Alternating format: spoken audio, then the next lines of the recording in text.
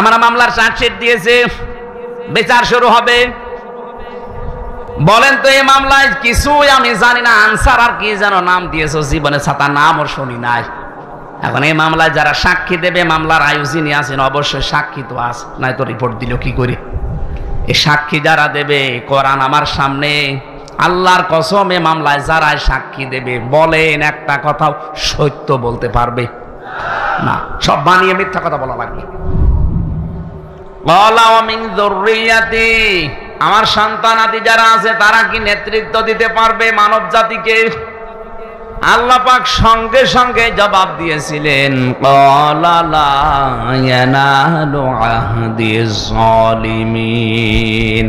এই যে ইয়ানালু এটা মোসারে, বর্তমান ভবিষ্যৎ, প্রেজেন্ট ফিউচার। আহাদ মানে অঙ্গীকার করা, ওয়াদা করা। আল্লাহ বলেন কোন জালেমের জন্য আমি আল্লাহর কোন অঙ্গীকার নেই, ওয়াদা নেই। তার মানে আয়াত দিয়ে আল্লাহ ফতোয়া দিয়েছেন কিয়ামত পর্যন্ত কোন জালেম পৃথিবীর মানব জাতির নেতৃত্ব দিতে পারবে না। অথচ আজ পৃথিবীর বড় বড় জালেম যারা, তারাই নেতা হয়ে বসে আছে। তারা আজ ইমানদারদেরকে নিষেধ করে যে তোমরা এ লাইনে আসার দরকার নেই। আরে ভাই, আপনি তো জুলুম করছেন আপনার নফসের উপরে, আপনি জুলুম করছেন আপনার জনগণের উপরে, আপনি জুলুম করছেন ফিলিস্তিনের মানুষের উপরে। আপনার জন্যে এ শব্দটা বলা মানায় না, তোর জন্যে। এই নেতানিয়াহুর মতো এই জঘন্যতম বেয়াদবকে আপনি বলা সাজে না, ওরে বলা লাগবে তুই। তোর জন্য পৃথিবীতে নেতৃত্ব দেওয়াই জায়েজ নেই। তোর অনুসারী দুনিয়াতে যারা আছে তাদেরও নেতৃত্ব দেওয়া হারাম। ও কিন্তু জানে যে কুষ্টিয়া থেকে আমির হামজা এসেছে, ওর বাবার কথা বলবে না, কথা বললে কোরআন দিয়েই বলবে, দলিল দিয়েই কথা বলে। এরপরও হিংসা করে মানে না, না এ তো আমার দলের মুরিদ না, এ তো আমার দলের লোক না। যে হিংসা করে, অহংকার করে মানে না, এগুলো এক প্রকার ইহুদি খ্রিস্টানদের মতো। শরীরের কত জার্মগুলো আল্লাহ পায়খানা পেশাবের মাধ্যমে দিনে আল্লাহ বের করে দিচ্ছে। এই জন্য তো আপনি শুকরিয়া আদায় করলেন। এই যে যতক্ষণ থাকলেন পুরো 8-10 মিনিট আপনার ইবাদত হিসাবে গণ্য হয়ে গেছে। বলেন সুবহানাল্লাহ। এবার আমার আসল কথা, এই খেয়াল করেন, এই যে 7-8 মিনিট আমি যাই বললাম টয়লেট নিয়ে যাওয়া আসা, এই ইবাদতটা নিয়ে অনেকেই কিন্তু আনন্দে আছে যে না অসুবিধা নেই, এটা ভালো কথাই বলছে। আরে ভাই, 8-10 মিনিট টয়লেটে থাকা যদি ইবাদত হয়, বিশ্বনবী যে 10 বছর কোরআন দিয়ে রাষ্ট্র চালালেন, এটা ইবাদত না? এটা শুনলে আপনার গায়ে জ্বালা করে। তাহলে আমি কি খালি টয়লেটের ওয়াজ করব? টয়লেটের আদব কায়দা এই কথাগুলো শুনলে খুব ভালো লাগছে। হুজুর আরো বলেন 10 মিনিট ধরে। 10 মিনিটে যদি আপনি এত আনন্দ পান, 10 বছরে আপনার আনন্দ আরো বেশি পাওয়া দরকার। ওই আনন্দটা আমরা দুনিয়ার বিষয় মনে করে ছেড়ে দিয়েছি। এই জন্য আজ তামাম দুনিয়ার মুসলমানেরা জুলুমের শিকার। কথা কত দূর গেল আপনি মনে হয় টের পাননি। চ্যানেলটি সাবস্ক্রাইব করে আমাদের সঙ্গেই থাকুন। নাহমাদুহু ওয়া নাস্তাঈনুহু ওয়া নাস্তাগফিরুহু ওয়া নু'মিনু বিহি ওয়া নাতাওয়াক্কালু আলাইহি ওয়া নাউযু বিল্লাহি মিন শুরুরি আনফুসিনা ওয়া মিন সাইয়্যাতি আমালিনা। মান ইয়াহদিয়াল্লাহু ফালা মুদিল্লা লাহু ওয়া মান ইউদ্লিল ফালা হাদিয়া লাহু। ونشهد أن لا إله إلا الله وحده لا شريك له وأشهد أن محمدا عبده ورسوله الذي أرسله بالحق بشيرا ونذيرا وداعيا إلى الله بإذنه وسراجا منيرا. فقد قال الله تعالى في كلامه المجيد وبرهانه التوحيد أعوذ بالله من الشيطان الرجيم بسم الله الرحمن الرحيم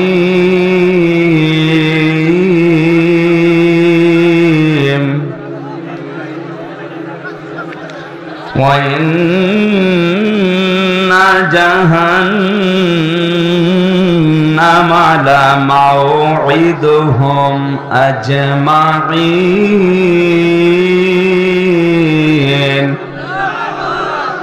لها 7 أبواب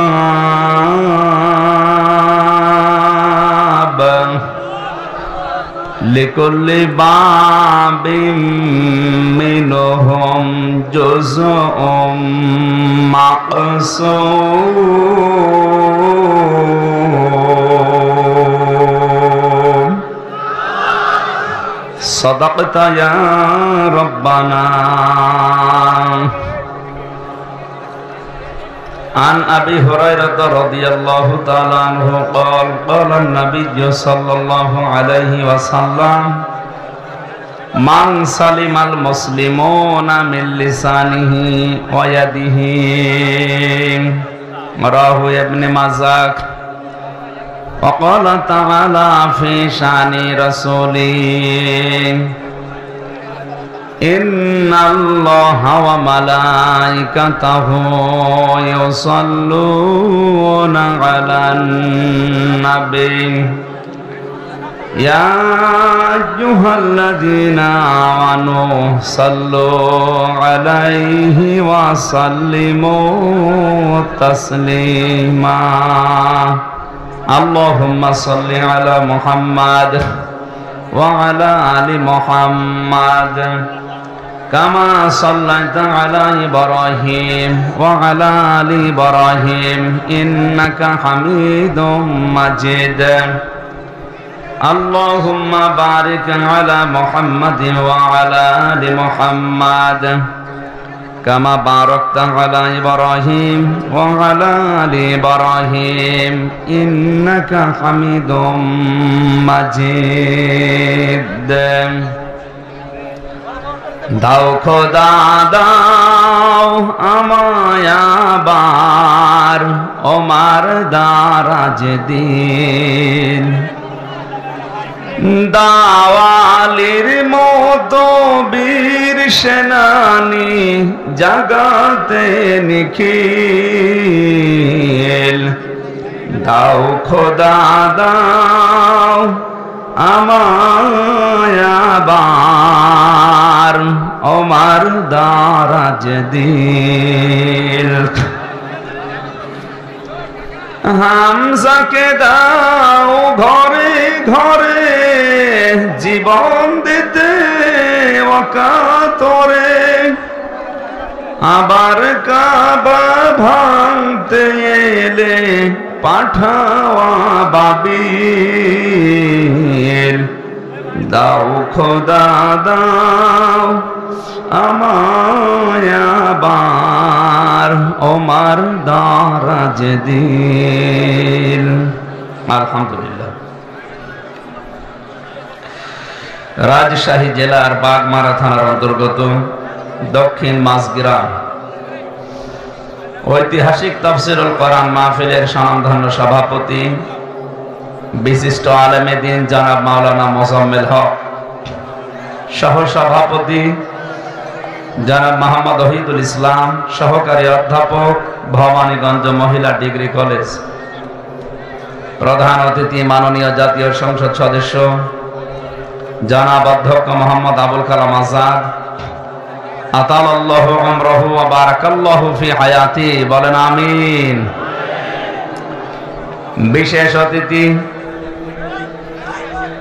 অত্র এলাকার কৃতি সন্তান জনাব অ্যাডভোকেট মোহাম্মদ জাকিরুল ইসলাম শান্ত, সহ সভাপতি রাজশাহী জেলা আওয়ামী লীগ ও সাবেক চেয়ারম্যান বাগমারা উপজেলা পরিষদ। এখানে অনেকগুলো মানুষের নাম এসেছে, বিশেষ করে অধ্যক্ষ এস.এম. জিয়াউদ্দিন টিপু সাহেব, জনাব মোহাম্মদ জাহাঙ্গীর আলম হেলা, জনাব আবু বকর মৃধা মনসুর, জনাব মোহাম্মদ আনোয়ার হোসেন। আরফা'না লাকা যিকরাক। শুধু দুনিয়া না, আখিরাতেও ইনাদের মর্যাদা আমরা কামনা করি, আল্লাহ যেন দান করেন, বলেন আমিন। প্রধান সমন্বয়ক,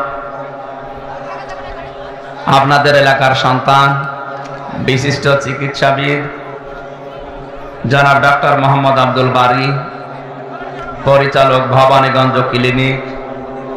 এতক্ষণ যারা আলোচনা রাখলেন, ইসলামিক চিন্তাবিদ, মুফাসসিরে কোরআন, এলাকার সন্তান হাফেজ মাওলানা কারি আফতাব আহমেদ, মাওলানা আব্দুর রশিদ, হাফেজ মাওলানা জাকিরুল ইসলাম, আলেমদের মর্যাদা কামনা করছে, আল্লাহ যেন আরো বাড়িয়ে দেন, বলেন আমিন।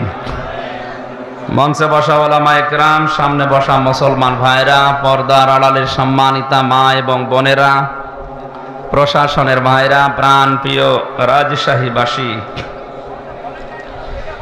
দল মত নির্বিশেষে কোরআনের এই অনুষ্ঠানে যারা এসেছি, আমরা এই প্রচন্ড গরমে যে ইবাদতে কষ্ট বেশি, ওই ইবাদতে সওয়াব বেশি। আজকে যে কষ্ট আমাদের হচ্ছে, আমাদের সওয়াব ডবল হবে আজকের এই অনুষ্ঠানে। এই কারণে নবীজি বলেন, কোরআন পড়তে গিয়ে যদি বেঁধে বেঁধে যায়, আউড়িয়ে যায় মুখে, তাহলে তার ডবল সওয়াব হয়। এই অনুষ্ঠানে এসে যেহেতু কষ্ট পাচ্ছেন গরমে, এরপরে মানুষের সংখ্যা অনেক বেশি, সুতরাং আজকে এরকম অনুষ্ঠান ডবল শুনলে যে সওয়াব হতো, এই এক অনুষ্ঠানে আল্লাহ 1-1.5 ঘন্টায় আমাদেরকে ওই সওয়াব যেন দান করেন।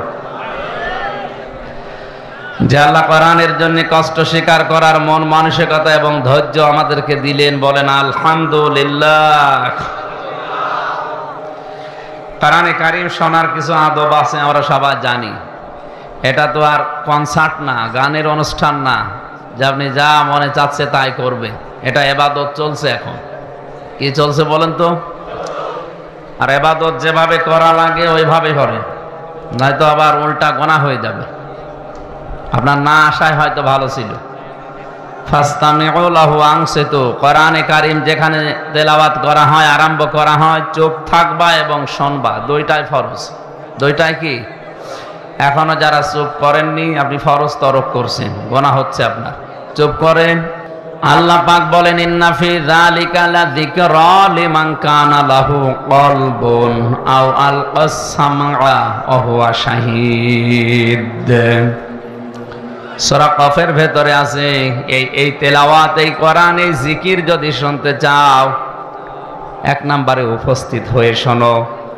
প্রশ্ন আসতে পারে, সেই বাড়ি আমার এখান থেকে 20 কিলোমিটার দূরে, এত দূর কষ্ট করে এখানে আসা লাগবে কেন? ওখানে তো মোবাইলে লাইভ আমি দেখতেই পাচ্ছি না। মুরগির পেটের নিচে যে ডিমগুলো থাকে, ওইগুলো থেকে কিন্তু বাচ্চা হয়। বাইরে যেগুলো থাকে ওগুলো এমনিতেই নষ্ট হয়ে যায়, পচে যায়, বোয়া বলা হয় ডিমগুলোকে। কোরআনে কারীমের এই অনুষ্ঠানে কষ্ট করে আসার ভেতরে কিছু আল্লাহ রেখে দিয়েছেন। এখানে আসলে যে জিনিসটা পাওয়া যাবে, আপনি লাইভ দেখে 20 কিলো দূর থেকে ওটা পাবেন না। কোন মানুষ যখন কোরআন শোনার জন্য বাড়ি থেকে বের হয়, আর আমরা এই নিয়তে যারা এসেছি, যদি আমাদের দুইটা বিষয় থাকে যে আল্লাহ আমি আজকে তাওবা করে ভালো হয়ে যাব।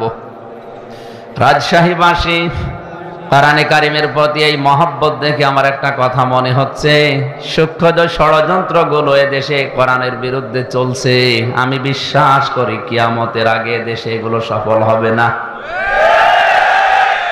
আল্লাহ যেন আমার এই বিশ্বাসকে সত্যে পরিণত করেন, বলেন আমিন।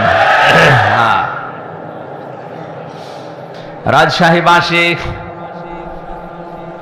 আল্লাহ পাক বলেন, মানুষ যখন বাড়ি থেকে এই নিয়তে বের হয়েছে যে আল্লাহ আজকে আমি মাসগ্রাম কোরআনের অনুষ্ঠানে যে তাওবা করে ভালো হয়ে যাব, কোরআনে কারীম জানিয়েছে, ইল্লা মান তাবা ওয়া আমানা ওয়া আমিলা আমালান সালিহান ফাউলাইকা ইউবাদদিলুল্লাহু সাইয়্যাতিহিম হাসানাত।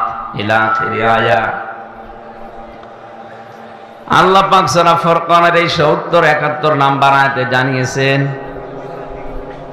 কোন মানুষ যদি এই নিয়ত করে বাড়ি থেকে আসে, আল্লাহ আমি আজকে তাওবা করে ভালো হয়ে যাব, এখানে আমার প্রশ্ন আলেমদের কাছে, তাওবা আর ইস্তেগফার এটা কিন্তু এক জিনিস না। এই দুইটার শব্দ অক্ষর আলাদা আলাদা। ইস্তেগফার আপনি সব সময় করতে পারেন, আস্তাগফিরুল্লাহ আস্তাগফিরুল্লাহ, আল্লাহুম্মা গফিরলি, আল্লাহ আমাকে মাফ করে দাও। কিন্তু তাওবা যদি কেউ করে, আল্লাহ পাক গ্যারান্টি দিয়েছেন তাওবা করলে ওর পেছনের যে অপরাধগুলো ছিল আমি আল্লাহ শুধু মাফ করে দেই না, ওই জায়গাটা পুরা ফাঁকা হয়ে যায়, পুরাটা নেকি দিয়ে ভরাট করে দেয়। আমার বয়স এখন 33 বছর।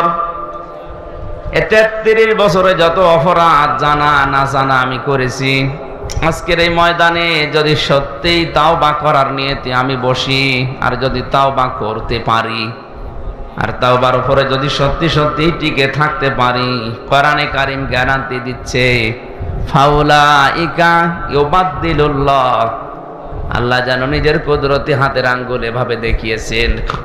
এটা তাফসীরে হাক্কানীতে পাবেন। আল্লাহ পাক যেন নিজের কুদরতি হাত এভাবে আঙ্গুল দিয়ে ইশারা দিয়ে দেখাচ্ছেন। রাজশাহী বাগমারার এই মাছ গ্রামে এই ময়দানের মানুষগুলো কি, এই মানুষগুলো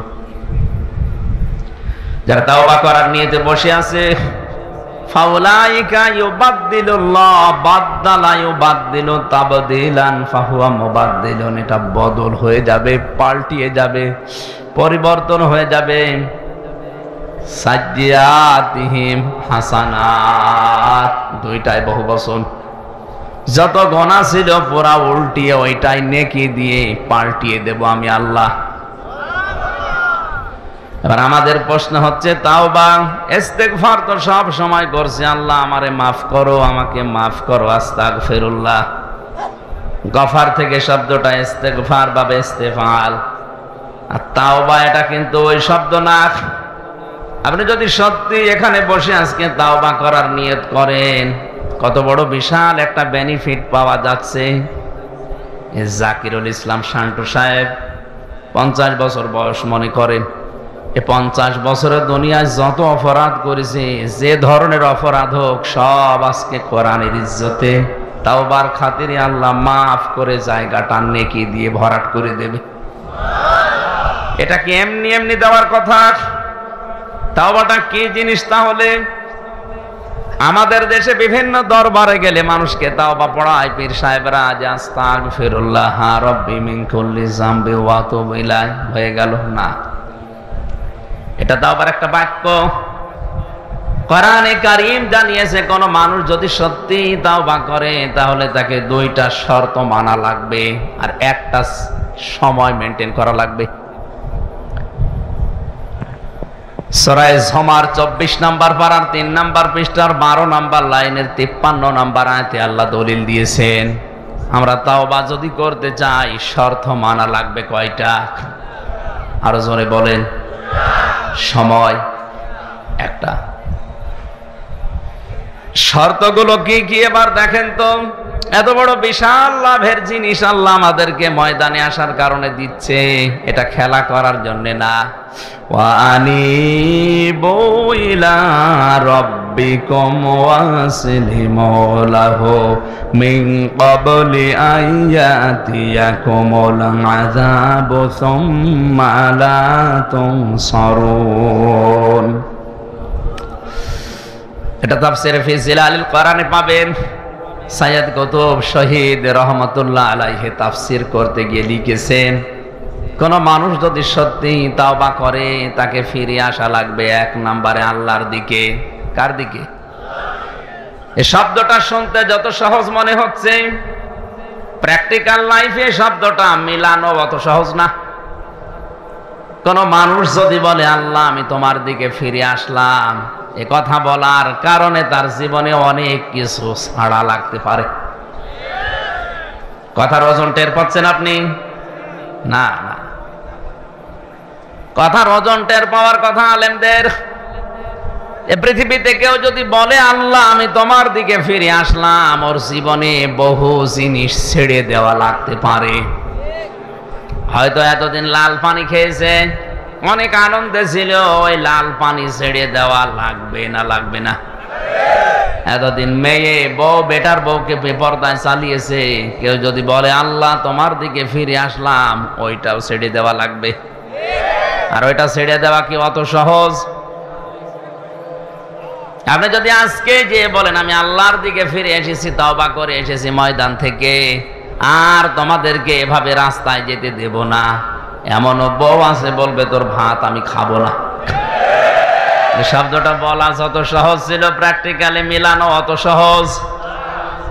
সূরা বুরুজের তাফসিরে পড়েছিলাম, ওই যে জালিম বাদশার নাম আমরা শুনেছি, তাকে ইউনূস, এই লোকটা জীবন্ত মানুষদেরকে অগ্নিকুণ্ডের ভেতরে যখন ফেলছিলেন, একটা ছোট মাসুম বাচ্চাকে প্রথমে যখন ফেলে দিয়েছে, তার মা কান্নাকাটি করছিল। আগুনের ভেতর থেকে বাচ্চাটা আওয়াজ দিচ্ছে, মা এটা আগুনের কুণ্ডলী না, এটা ফুল বাগান। তুমিও আমার মতো লা ইলাহা ইল্লাল্লাহ শব্দটা উচ্চারণ করে চলে আসো, আমার মতো তুমিও বাগানে থাকতে পারবে। এ দৃশ্য দেখে ওই বাদশার যে মন্ত্রী ছিল, সেও ছিল জালেম। এ দৃশ্য দেখার পরে চিন্তা করছে, প্রচন্ড অগ্নিকুণ্ডের ভেতরে, এ প্রজ্বলিত আগুনের ভেতরে যদি এ কালিমা পড়ার পরে ফুল বাগান মনে হয়, আমার জীবনের মন্ত্রিত্ব পাওয়ার পরও আমি এরকম বাগান পাইনি। আমি আজকেই তওবা করলাম, আমি ফিরে আসলাম। বাদশার কানে কথা যাওয়ার সঙ্গে সঙ্গে তার মন্ত্রিত্ব থেকে তাকে বাদ দিয়ে দিয়েছে। এত বড় কঠিন জিনিস হারানোর পরেও কিন্তু সে তাওবা ত্যাগ করেনি। আর আপনি আজকে এখান থেকে আনিব ইলা রব্বিকুম, এ শব্দ শোনার পরেই মনে করছেন তো সহজ শব্দ, আল্লাহর দিকে ফিরে আসা, এই আর কি আপনি মিলিয়ে দেখেন আপনার জীবনে কত কিছু ছেড়ে দেওয়া লাগতে পারে। 2 নাম্বার শর্তটা আরো কঠিন, আসলিমু লাহু, আত্মসমর্পণ করা লাগবে। এটা শিখিয়েছিলেন আমাদের জাতির পিতা হযরত ইব্রাহিম নবী আলাইহিস সালাম। আত্মসমর্পণ আল্লাহর বিধানের সামনে কি করে করা লাগে, তার জীবনে 50টা পরীক্ষা দিয়ে তিনি আমাদেরকে দেখিয়েছেন। وَإِذِ ابْتَلَى إِبْرَاهِيمَ رَبُّهُ بِكَلِمَاتٍ فَأَتَمَّهُنَّ قَالَ إِنِّي جَاعِلُكَ لِلنَّاسِ إِمَامًا قَالَ وَمِنْ ذُرِّيَّتِي قَالَ لَا يَنَالُ عَهْدِي الظَّالِمِينَ। সূরা বাকারার 124 নম্বর আয়াতে আল্লাহ বলেন, আমি ইব্রাহিমকে পদে পদে পরীক্ষা নিয়েছি জীবনে। এখানে আয়াতে আমার আল্লাহ 50টা পরীক্ষার নাম দিয়েছেন। এটা তাফসিরে ফি জিলালিল কোরআনে পাবেন। প্রতিটি পরীক্ষায় হযরত ইব্রাহিম নবী উত্তীর্ণ হয়েছিলেন।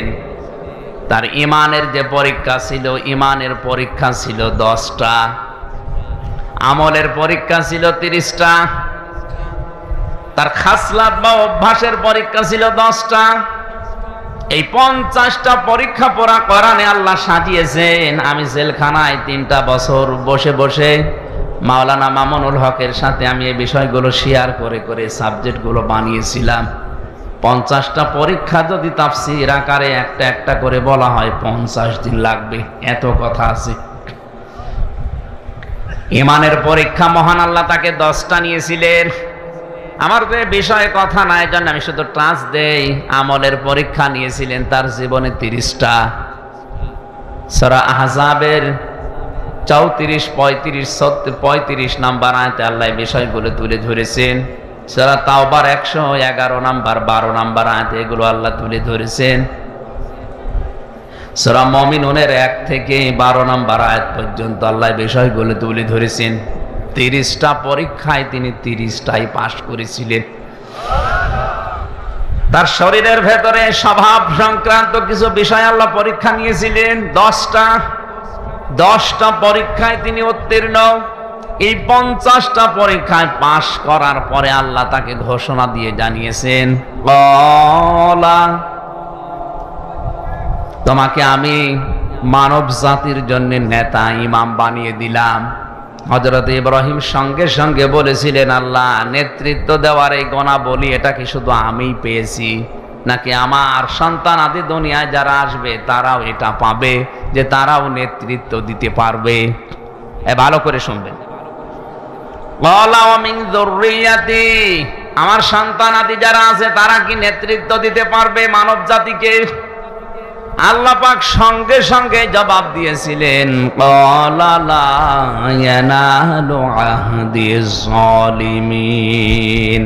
এই যে ইয়ানালু এটা মোসারে, বর্তমান ভবিষ্যৎ, প্রেজেন্ট ফিউচার। আহাদ মানে অঙ্গীকার করা, ওয়াদা করা। আল্লাহ বলেন কোন জালেমের জন্য আমি আল্লাহর কোনো অঙ্গীকার নেই, ওয়াদা নেই। তার মানে আয়াত দিয়ে আল্লাহ ফতোয়া দিয়েছেন কিয়ামত পর্যন্ত কোন জালেম পৃথিবীর মানব জাতির নেতৃত্ব দিতে পারবে না। অথচ আজ পৃথিবীর বড় বড় জালেম যারা, তারাই নেতা হয়ে বসে আছে। তারা আজ ইমানদারদেরকে নিষেধ করে যে তোমরা এ লাইনে আসার দরকার নেই। আরে ভাই, আপনি তো জুলুম করছেন আপনার নফসের উপরে, আপনি জুলুম করছেন আপনার জনগণের উপরে, আপনি জুলুম করছেন ফিলিস্তিনের মানুষের উপরে। আপনার জন্য এ শব্দটা বলা মানায় না, তোর জন্য। এই নেতানিয়াহুর মতো এই জঘন্যতম বেয়াদবকে আপনি বলা সাজে না, ওরে বলা লাগবে তুই। তোর জন্য পৃথিবীতে নেতৃত্ব দেওয়াই জায়েজ নেই। তোর অনুসারী দুনিয়াতে যারা আছে তাদেরও নেতৃত্ব দেওয়া হারাম। আপনি কি মনে করছেন ওরা আল্লাহ একজন আছে বিশ্বাস করে না? করে। কেন? অহংকার করে, হিংসা করে শুধু আমাদের নবীকে ওরা মানে নাই। এই জন্য ওদের উপরে আল্লাহ নিজে লানত দিয়েছেন। দলালাত, গমরাহি, এই শব্দটা ওদের উপরে চাপিয়ে দিয়েছেন। প্রতিদিন আমরা লক্ষ লক্ষ মুসলমানেরা ওদের জন্য বরদোয়া করি, গায়রিল মাগদুবি আলাইহিম ওয়ালাদ-দাল্লিন।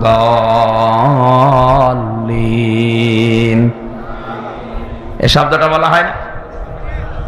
17 ওয়াক্ত নামাজ, 17 রাকাত নামাজ যদি কেউ ফরজ নামাজও পড়ে প্রতিদিন, সুন্নত নফল মুস্তাহাব নাও পড়ে, শুধু ফরজ নামাজ পড়ে, তাও 17 বার এই বরদোয়া আপনি ইহুদি খ্রিস্টানদের উপরে দিতে আসেন 5 ওয়াক্ত নামাজে।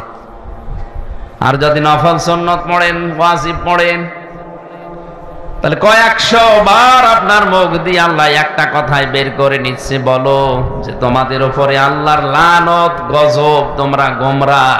কিয়ামত পর্যন্ত ইহুদিদের উপরে আল্লাহর লানত, আল্লাহর গজব। তাফসীরে আমি যে 2টা কারণ পেয়েছি এদের উপরে গজব নাযিল করা, আল্লাহ রাব্বুল আলামিন 2টা কারণের ভেতরে দিয়েছেন। ওরা সত্যকে সত্য জানার পরেও মানত না, হিংসা করে আর অহংকার করে। ওদের তাওরাতে, ওদের ইনজিলে লেখা ছিল আমাদের নবী মুহাম্মদুর রাসূলুল্লাহ শেষ নবী, সর্বশ্রেষ্ঠ নবী।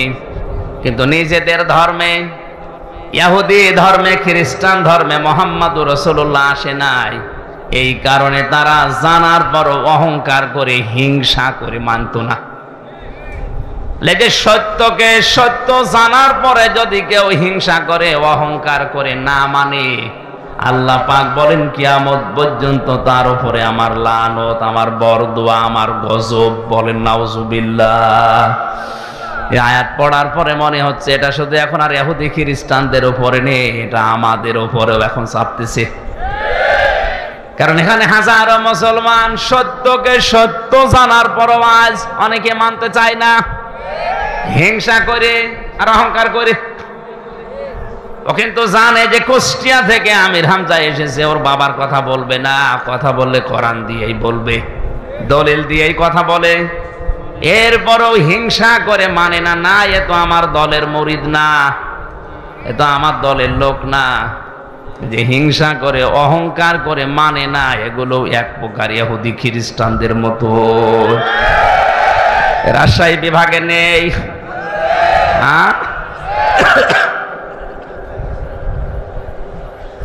আমি আসলিমর ব্যাখ্যায় ছিলাম। জাতির পিতা ইব্রাহিম আলাইহিস সালাম আসলিমও করেছিলেন যেভাবে, উম্মতি মুহাম্মদি আমরা যারা দাবি করছি যে তাওবা করে ভালো হয়ে যাব, আমরা যদি তার মতো আসলিমও করতে পারি। গাছের মাথায় বসে কোড়াল দিয়ে কাঠ কাটছিলেন, আল্লাহ পাক বলেন আসলিম ইয়া ইব্রাহিম, হে ইব্রাহিম আত্মসমর্পণ করো। গাছের মাথায় বসে প্রশ্ন করেছিলেন কিভাবে, বলেন ওখান থেকে খাতনা করো। ওই যে ইব্রাহিম নবীর স্বভাব সংক্রান্ত যে 10টা বিষয় বলেছিলাম, পরীক্ষা নিয়েছিলেন আল্লাহ, তার ভেতরে খাতনা করা একটা। এটা ইব্রাহিম নবীর সুন্নাহ। তাকে যে 10টা বিষয়ে তার শারীরিক পরীক্ষা আল্লাহ নিয়েছিলেন, তার ভেতরে এই খাতনা করা একটা। গাছের মাথায় বসে কোড়াল দিয়ে কাঠ বাদ দিয়ে খাতনা করে বললেন আসলামতু লিরাব্বিল আলামিন, হে আল্লাহ আমি আত্মসমর্পণ করলাম তোমার বিধানের সামনে। এখন আমার নিজের বলতে আর কোনো কথা নেই, তোমার কথাই আমার কথা। রাজশাহীবাসী এই শব্দটা আমি যত সহজে বললাম, আপনি নিজের বাস্তব জীবনে এত সহজে কি মিলানো সম্ভব? বলেন। সূরা তাওবাতে পড়েছি আইয়ুহাল্লাযীনা আমানু লা তাত্তাখিযু আবাকুম ওয়া আবনাকুম আউলিয়া ইন ইস্তাহাব্বুল কুফরা আলাল ঈমান ওয়া মান ইয়াতাওয়াল্লাহুম মিনকুম ফাউলাইকা হুমুজ জালিমুন। ওহে যারা বিশ্বাস করো আল্লাহ একজন আছে, কিয়ামত হবে, তারা শোনো, কখনো তোমাদের মা বাবা, তোমাদের সন্তান আদি স্ত্রী পুত্র এগুলোকে এরা যদি ঈমানের পরিবর্তে কুফরকে বেশি ভালোবাসে, তাদের সাথে সম্পর্ক রাখা যাবে না। শব্দটা কত কঠিন আপনি জানেন। বদরের ময়দানে পরীক্ষা দিয়েছিল সাহাবায়ে কেরাম এই আয়াতের। হযরতে সিদ্দিক আকবর রাদিয়াল্লাহু তাআলা আনহুর সন্তান আব্দুল্লাহ যুদ্ধের পরে এসে বলছে, বাবা আমি কিন্তু জিহাদের ময়দানে বদরে তোমারে পেয়েছিলাম, কিন্তু তুমি আমার বাবা, এজন্য আমি কিছু বলি নাই। হযরতে আবু বকর সিদ্দিক ওই সময় বলেছিলেন, সন্তান তুমি আমার যুদ্ধের ময়দানে পাবার পরও সুযোগ পেয়েও কিছু বলো নাই বাবা মনে করে। আল্লাহর কসম করে বলছে, আমি যদি তোমার একবার দেখতে পেতাম আর আমি যদি সুযোগ পেতাম, কসম ওই আল্লাহর তুমি আমার সন্তান, এটা আমার মনে থাকতো না। কারণ আমি কোরআনে কারিমের আয়াত পড়েছি, ইন ইস্তাহাব্বুল কুফরা আলাল ঈমান, যে সন্তানাদি, যে স্ত্রী, যে ভাই ভাগ্যর, যে মা বাবা, এরা যদি আল্লাহ রাসূলের পরিবর্তে, ঈমানের পরিবর্তে কুফরিকে বেশি ভালোবাসে, তাদের সাথে সম্পর্ক রাখা যাবে না। তারা এই আয়াতটা বাস্তব জীবনে মিলিয়েছিল, আমরা অনেকে মিলাতে পারি না। কোরআনে কারিমের আয়াতগুলো বিশেষ করে মধ্যপ্রাচ্যে যারা আছে মুসলমানেরা, আর আমরা এই বাংলাদেশ, ভারত, পাকিস্তানে যারা আছি, তারা কিন্তু কোরআনের আয়াত একই আছে, বাস্তব প্রেক্ষাটা মিলাতে গিয়ে আমরা আলাদা করে ফেলি। আমি রিমান্ডে থাকাকালীন এক হিন্দু অফিসার, ওর অনেকগুলো আয়াত দেখলাম মুখস্থ আছে। আমারে বলছে, হুজুর একটা কথা বলি, আপনি তো মাওলানা মানুষ, আপনি তো বিভিন্ন জায়গায় ওয়াজ করেন। আমি সরকারি কাজে 2 বছর ইয়ামেনে ছিলাম, ওমান। ওখানে থাকাকালীন আমি দেখেছি ওনাদের কোরআনে কারিম হাদিস মেনে নেওয়ার, আমাদের কোরআনে কারিম হাদিস মানা, এই 3টা দেশে এক না। আপনি তো হিন্দু, অন্য জাতির লোক, কিভাবে কি বোঝেন? আমি যে দোকানে খাবার খেতাম, দোকানের মালিক বসে আছে, টাকা নিচ্ছে ক্যাশ, আর যেখানে খাবার দেয় হোটেলের বয় বলা হয়, ওটা ওই মালিকের নিজের আপন ছোট ছেলে। মানুষকে রুটি দেয়, পানি দেয়, এগুলো সব টেনে দেয় তরকারি। ডাক দিয়ে একদিন বললাম, ভাই আপনি এই দোকানের মালিক, এত টাকা পয়সা আপনার, আর আপনার নিজের ছেলে, ওকে মানুষের মতো মানুষ না করে ওরে বড় একটা জায়গায় তুলে না দিয়ে আপনি কি করেছেন? ছেলেকে হোটেলের বয় বানিয়েছেন। একটা কথা হলো, উনি ওনার ভাষা দিয়ে বুঝিয়েছে, ভাই আপনি কোন দেশের মানুষ আমি জানি না, তবে অনেকদিন আপনি আমার হোটেলে খাবার খান, জন্য আপনাকে বলছি। এটা আমার নিজের ছেলে হতে পারে, কোরআনে কারীম এবং নবীর হাদিস আমার সামনে আছে। ইয়া আইয়ুহাল্লাযীনা আমানু ইন্না মিন আজওয়াজিকুম ওয়া আওলাদিকুম আদুওয়াল লাকুম ফাহযারুহুম ইলা আখির আয়াত। ও হিন্দু অফিসার আমাকে বলছেন, হুজুর এ দোকানের মালিক আমাকে কোরআনে কারীমের সূরা তাগাবনের এই 14 নাম্বার 15 নাম্বার আয়াত আমাকে শোনালো। আমারও কোরআনের অনেক আয়াত মুখস্থ আছে, আমি বাংলা সহ মুখস্থ করেছি। আমাকে অনেক বোঝাতে চেয়েছে যে আল্লাহ পাক জানিয়েছেন, ইমানদারেরা তোমাদের স্ত্রী সন্তান কখনো কখনো তোমাদের শত্রু হয়ে দেখা দেবে, সুতরাং তাদের থেকে সতর্ক থাকবা। আমার এই সন্তানটাকে আমি যা মনে করি আপনাকেও আমি একই জিনিস মনে করি, কারণ আল মুসলিম আখুল মুসলিম, মুসলমান মুসলমানের ভাই। আপনি জাতিতে কি আপনাকে তো আমি চিনি না, তো মুসলমান মনে করি বলছি। আমার এই নিজের আপন সন্তানকে আমি যা মনে করি পৃথিবীর 175 কোটি মুসলমানকে আমি তাই মনে করি না। এখানে বোঝার চেষ্টা করেন তো কথাটা কি বোঝাতে চাইলেন তিনি, যে আমার দায়িত্ব ছিল নবীর হাদিস অনুযায়ী আমার এই সন্তানের একটা সুন্দর নাম রাখা। আমি ওর নাম রেখে দিয়েছি আব্দুর রহমান। 2 নাম্বারে ওকে আমি দ্বীনের শিক্ষা দেওয়া, এটা আমার দায়িত্ব ছিল। দ্বীনের শিক্ষা মানে হাফেজ মাওলানা শায়েখ বানানো লাগবে না, ইসলাম মানতে যতটুকু প্রয়োজন অতটুকু শিক্ষা দেওয়া ফরজ আমি শিখিয়েছি। অন্তত ইসলামের যে মৌলিক জিনিস এগুলো মানতে পারে। 3 নাম্বারে ওকে একটা সৎ পাত্রী দেখে পাত্রস্থ করা আমার দায়িত্ব ছিল, আমি একটা সৎ পাত্রী দেখে ওকে বিয়ে দিয়েছি। 4 নাম্বারে ওকে একটা হালাল কর্মজীবন তৈরি করে দেওয়া আমার দায়িত্ব ছিল, আমি দিয়েছি আমার সামর্থ্য অনুযায়ী। আমার দোকানেও কর্মচারী হয়ে কাজ করে, মনে করেন 20,000 টাকা বেতন পায়, এটা দিয়ে ওর সংসার হালাল ভাবে ভালোভাবে ওর স্ত্রী নিয়ে চলছে, কোনো অসুবিধা নেই। আমি তো আর ওর জন্য 5 লাখ 10 লাখ 20 লাখ টাকা খরচ করে হারাম কোনো কাজে সুপারিশ করে একটা চেয়ারে বসিয়ে দিতে পারি না। কথাটার ওজন কত আপনি টের পাচ্ছেন? আজ বাংলার 1734 জন মানুষ দায়িত্বে আছে।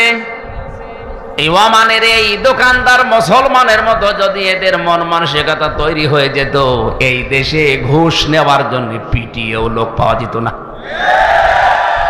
তিনি কি বোঝাতে চেয়েছেন যে আমার সন্তানের উপরে হাদিস অনুযায়ী 4টা দায়িত্ব ছিল আপনার, আমি পালন করেছি। আমি কোরআনের আয়াতও সামনে রেখেছি, যেহেতু আমার শত্রু, ওর থেকে সতর্ক থাকা লাগবে। ওকে এমন জায়গায় আমি তুলে দিতে পারি না যে জায়গায় যে ও যেখানে বসার যোগ্যতা রাখে না।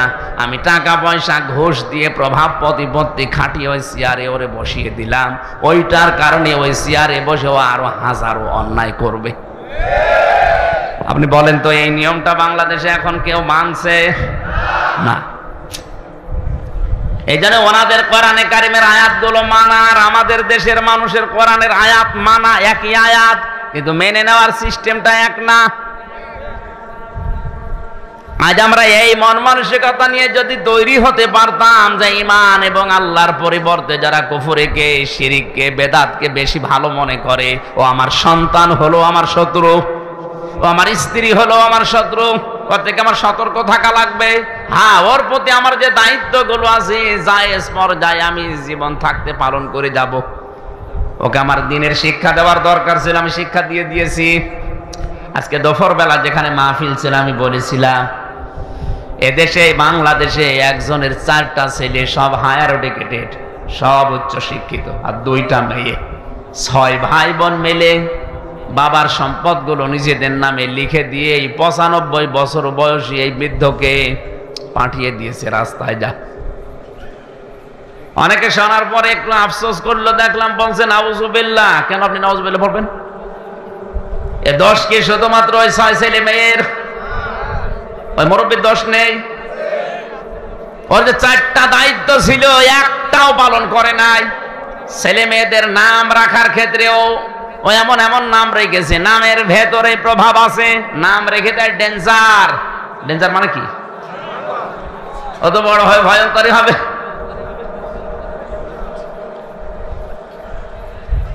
নাম রেখে দিয়েছে বুলেট, অত যারে তারে মারবে। নামের একটা প্রভাব আছে। তা আমি একটা সুন্দর নাম, আমার দায়িত্ব ছিল বাবা হিসাবে, মা হিসাবে আমি রেখে দিয়েছি। ওকে দিনের শিক্ষা দেওয়ার দরকার, আমি দিয়েছি। ওই বাবাটাকে এমনি আজ 95 বছর বয়সে রাস্তায় ছেড়ে দেয়নি।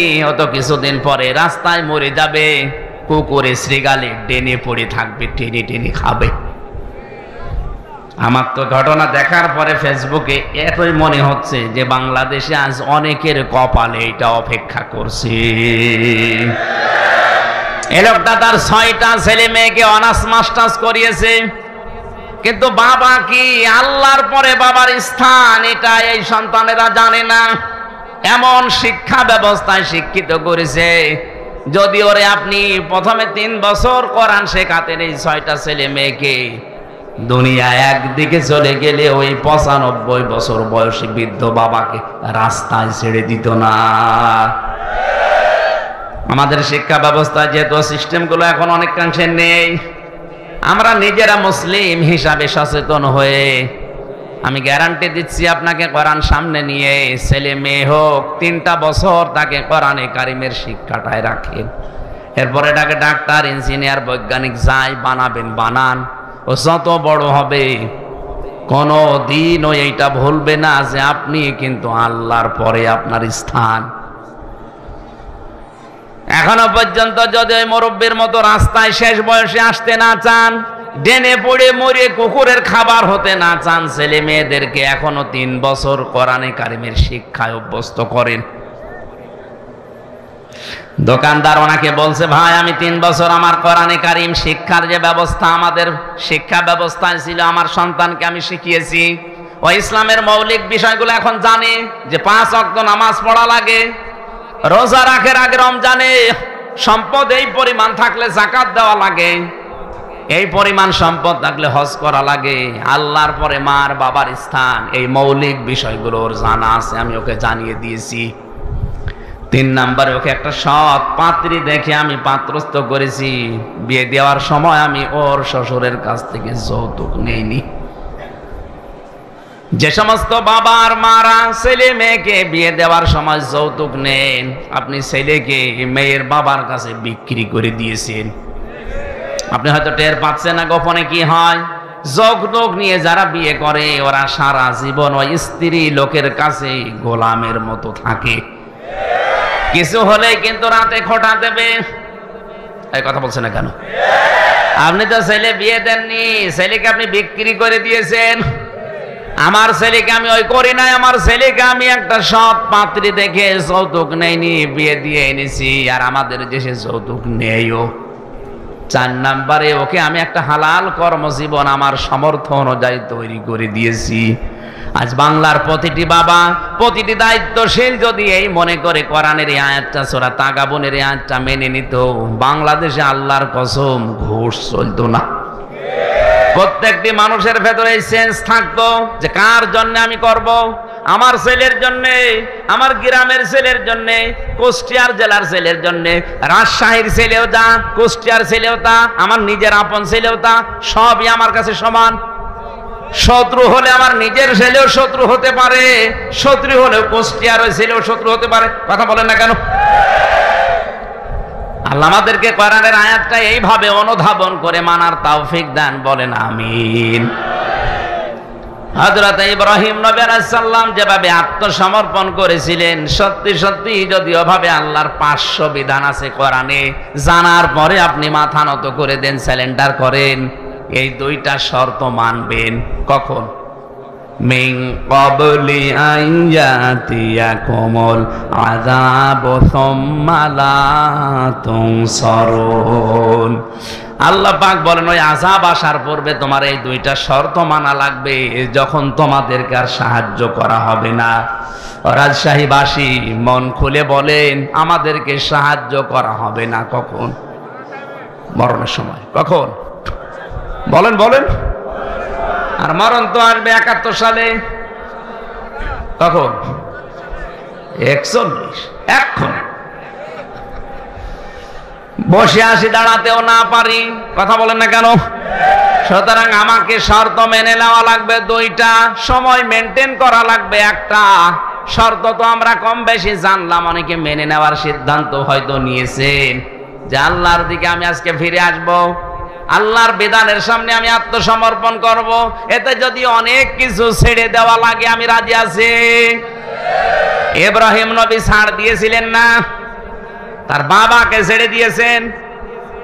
যখন আগুনে ফেলছিল ওই কঠিন মুহূর্তে তিনি তাকিয়ে দেখলেন যে চড়কা আছে, চড়ক গাছ, এটা তার বাবা পর্যন্ত ধরে ঘোরাচ্ছে।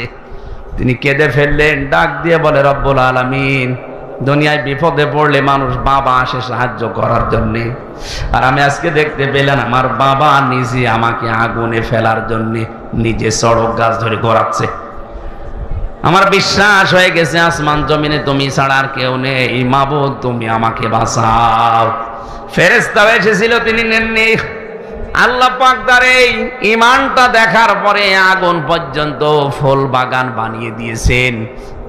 সালামান শব্দ দিয়ে পুরা আগুনের বাগান, আগুনের কুণ্ডলকে আল্লাহ সালামান দিয়ে বেহেশতের বাগান বানিয়ে দিয়েছেন। আমার রাজশাহীবাসী, আমি আবার বলছি, এই শর্ত দুইটা যদি সত্যি আজকের এই ময়দানে এসে আমরা মেনে নেওয়ার সিদ্ধান্ত নিতে পারি, আর সময়টা যদি মেনটেন করতে পারি যে না 41 71 না, এখনই মরণ এসে যেতে পারে, সুতরাং আমি এখনই পরিবর্তন হয়ে গেলাম, আল্লাহর ঘোষণা মিথ্যা হবে না। বাড়ি যাওয়ার আগে আপনাকে মনে হবে যে আপনার মা কেবল প্রসাব করেছে, আপনি বেগুনা ব্যক্তির মতো হয়ে যাবেন। এই নিয়তে তো আমরা এসেছি নাকি বলেন? আল্লাহ পাক আমাদেরকে সূরা ফুরকানের এই 71 নম্বর আয়াত আমাদের জীবনে যেন কার্যকর করে দেন, বলেন আমিন। দরুদ আর সালাম পড়ে আজকের তেলাওয়াতকৃত আয়াত, গুরুত্বপূর্ণ দুইটা আয়াত পড়েছি সূরা হিজর থেকে, 43 44 নম্বর আয়াত। আমার যতটুকু কোরআনের উপরে আয়াত আছে, আমি যতটুকু তাফসিরে আয়াতের উপরে দেখেছি, আমার তো মনে হচ্ছে এই যে গরমে 1-1.5 ঘন্টা না, কিয়ামত পর্যন্ত আয়াতের কথা বললেও কথা শেষ হবে না, এত কথা আল্লাহ লুকিয়ে রেখেছেন, শুধু টান দিয়ে বের করা লাগবে। আজকে আমরা চেষ্টা চালাবো তাফসির আকারে আবিষ্কার করার, ইনশাআল্লাহ। জবান খুলে কোরআন শোনার জন্য পড়েন, আউযু বিল্লাহি মিনাশ শাইতানির রাজিম, বিসমিল্লাহির রহমানির রহিম,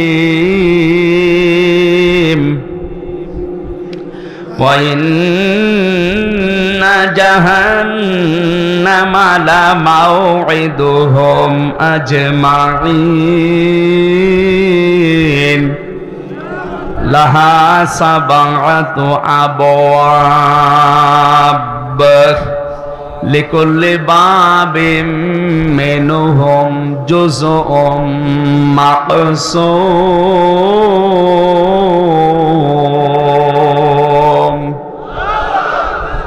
সাদাকাল্লাহুল আযীম। সূরা হিজর, কোন সূরা? হিজর মানে পাহাড়ের পাথর। কিসের পাথর? পাহাড়ের পাথর নামে আল্লাহ এই সূরাটা নাযিল করলেন। 99টা আয়াত দিয়েছেন। এই সূরার সর্বশেষ আয়াত হচ্ছে, আল্লাহ পাক বলেন, ইবাদত করতে থাকবা ওই সময় পর্যন্ত যতক্ষণ তোমার কাছে মরণ না আসে। তার মানে ইবাদত এটা শুধু 2-1 দিন 5 দিনের ব্যাপার না, মানুষের জীবনে ইবাদত চলবে ওই সময় পর্যন্ত যতক্ষণ পর্যন্ত মরণ না আসে। এখন ইবাদতটা কি? আমরা অনেকে এখানে ধারণা করে রেখে দিয়েছি। এই সূরার সর্বশেষ আয়াত কি? ওয়া'বুদ, তোমরা ইবাদত করো, রব্বাকা, তোমার রবের, হাত্তা, যতক্ষণ, ইয়াতিয়াকাল ইয়াকিন, তোমার কাছে মরণ না আসে। আমি আয়াতের তাফসীর পড়তে গিয়ে কাবীর ফখরুদ্দিন রাজি রহমতুল্লাহ আলাইহির 5টা মন্তব্য পেয়েছি। আমি কি তাফসীর আকারে বলবো না কিচ্ছা বলবো? তাফসীরুল কোরআন মাহফিল আপনি লিখে দিয়েছেন, এই জন্য আমি ওইদিকে যাচ্ছি। যেহেতু ধারণাটা পাল্টাতে হবে এবাদতের, মানুষ মনেই করে এবাদত মানে মসজিদে যতক্ষণ নামাজ পড়ি ওইটা এবাদত, রমজান আসলে যতক্ষণ 11-12 ঘন্টা রোজা রাখি ওইটা এবাদত, হজ করতে গিয়ে যে 4-5 দিন সময় লাগে ওইটা এবাদত, যাকাত শুধু বছরে একবার যে কয় মিনিট দিয়েছি ওইটা এবাদত। কে বলেছে আপনাকে? আল্লাহ পাক বলেন মরণ যতদিন না আসে ততদিন পর্যন্ত ইবাদত করবা তোমার রবের। তার মানে শব্দ থেকে বোঝা যায় ইবাদত শুধু মসজিদের এই 5 মিনিট 7 মিনিট 10 মিনিট না, রমজানের 11-12 ঘন্টা না, অবশ্যই ইবাদত করা লাগবে আজরাইল আসার আগ পর্যন্ত। এই হিসাবে আমি যে খাবার খাই এটাও ইবাদত। কথা বলেন না কেন? কেউ যদি সকালবেলা উঠে নাস্তা করার সময় বলে বিসমিল্লাহির রহমানির রহিম, এই শব্দ বলার পরে মুখে খাবার দেয়, 8 মিনিট 10 মিনিট 15 মিনিট 20 মিনিট ধরে যদি রুটি খায় খাবার খায়, পুরা খাবারটাই হয়ে যাবে ইবাদত। খাবার খাওয়ার পরে টয়লেটের প্রয়োজন দেখা দেয়, টয়লেটে প্রবেশ করার সময় যদি কেউ বাম পা দিয়ে প্রবেশ করে বলে আল্লাহুম্মা ইন্নী আউযু বিকা মিনাল খুবুসি ওয়াল খাবাইস, হে আল্লাহ আমি যত দুষ্ট জিন আছে সে নারী জিন হোক পুরুষ জিন হোক তাদের থেকে তোমার কাছে আশ্রয় চাই। এই শব্দটা বলার পরে যখন মানুষ টয়লেটে বসে তখন শয়তানের চোখের উপরে পর্দা পড়ে যায়। এখানে কত হাজার হাজার মুসলমান আছে এই শব্দটা বলে টয়লেটে বসবে এইটাও বলে না, ও জানেও না। শয়তান কিন্তু জান্নাত থেকে আদম হাওয়াকে বের করে দেবে, এটা তার টার্গেট ছিল না। প্রথমে ওর প্রথম টার্গেট ছিল আদম হাওয়াকে আমি কি করে উলঙ্গ অবস্থায় লজ্জা স্থান দেখব।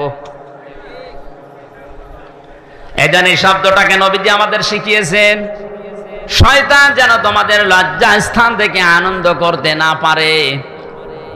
আজ যারা নিজেদের শরীরকে উন্মুক্ত করে গোপন অঙ্গগুলো মানুষকে দেখিয়ে আনন্দ পায়, বুঝবেন ওইটার ভেতরে আর শয়তানের ভেতরে কোনো পার্থক্য নেই। আমরা বাংলাদেশেও একটা বিশ্বে একটা প্রাণী দেখি, কুকুর, 1-1.5 হাত লেজ। কথা বলে না কেন? অথচ লেজটা পুরো উল্টো করে দেখিয়ে মানুষকে বলে যা দেখবি দেখ। ও কিন্তু ঢেকে রাখলে রাখতে পারে, এ কথা বলছে না কেন? ও ঢেকে রাখলে রাখতে পারে, লজ্জা স্থান উন্মুক্ত করে মানুষকে দেখে আরো আনন্দ পাচ্ছে। আজ যারা নিজেদের গোপন অঙ্গকে, যে সমস্ত বিষয়গুলো ঢেকে রাখা দরকার ছিল, এগুলো যারা জনগণকে দেখিয়ে উন্মুক্ত করে আরো আনন্দ উল্লাস করে, বুঝবেন এইটা আর কুকুর সমান।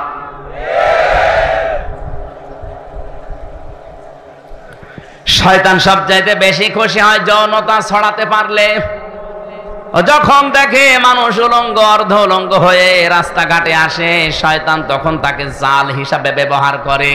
তাহলে যে সমস্ত মহিলারা বেপরদায় রাস্তায় আসে, বুঝবেন ওটা মহিলা না, ওইটা শয়তানের জাল। এর রাজশাহী নেই।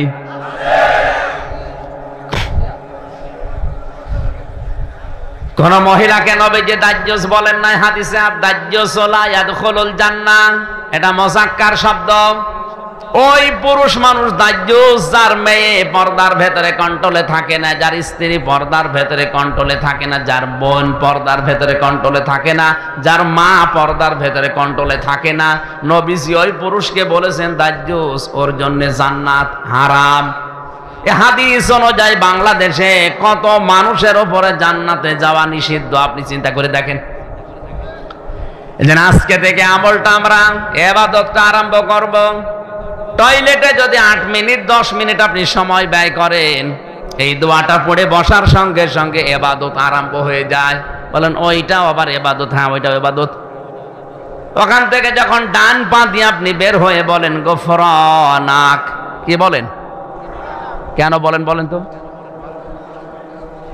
এই কথাগুলো ভালো করে বোঝেন। কেন আপনি 8-10 মিনিট 15 মিনিট টয়লেটে বসে থাকার পরে ডান পা দিয়ে বের হওয়ার সময় গফরানাকা বলেন? আল্লাহকে বলতে চান, মাবুদ আমি এই 10 মিনিট পর্যন্ত তোমার জিকিরের, তোমার তাওবার, তোমার ক্ষমার বাইরে ছিলাম, আমি পড়তে পারি নাই। এই জন্য বের হওয়ার পরে আমি তোমার কাছে বলছি গফরানাকা, আমাকে আগে মাফ করে দাও। আলহামদুলিল্লাহিল্লাযী, সব প্রশংসায় তোমার। আযহাবা আন্নিল আযা ওয়াফানি, প্রশংসা এই জন্য করছি যে তুমি আমার পেট থেকে গান্ধা জিনিসগুলো বের করে দিয়ে, এই কষ্টদায়ক বিষয়গুলো বের করে দিয়ে তুমি আমাকে নিরাপত্তা দিলে, স্বস্তি দিলে, শান্তি দিলে।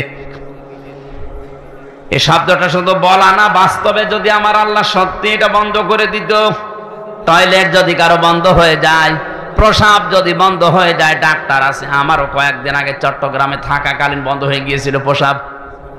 ডাক্তারকে দেখানোর পরে আমারে বলছে 12,000 টাকা খরচ হবে এটা আবার চালু করার জন্য।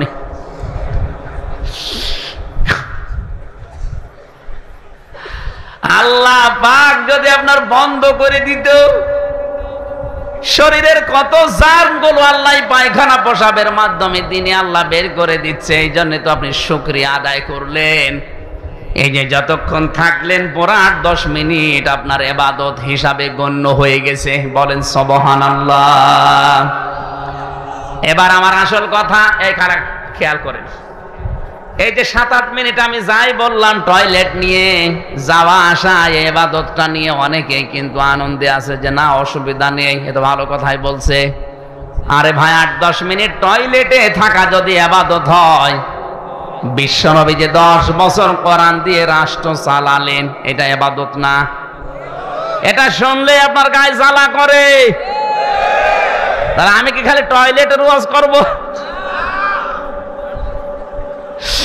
টয়লেটের আদব কায়দা এই কথাগুলো শুনলে খুব ভালো লাগছে। হুজুর আরো বলেন 10 মিনিট ধরে।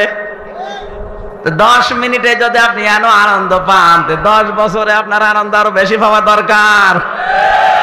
ওই আনন্দটা আমরা দুনিয়ার বিষয় মনে করে ছেড়ে দিয়েছি, এই জন্য আজ তামাম দুনিয়ার মুসলমানেরা জুলুমের শিকার। কথা কত দূর গেল আপনি মনে হয় টের পাননি? টের পেয়েছেন? সুতরাং ইবাদত শুধু টয়লেট না, ইবাদত শুধু প্রসাব পায়খানা না, ইবাদত এই পৃথিবীকে কোরআন দিয়ে চালানো ইবাদত।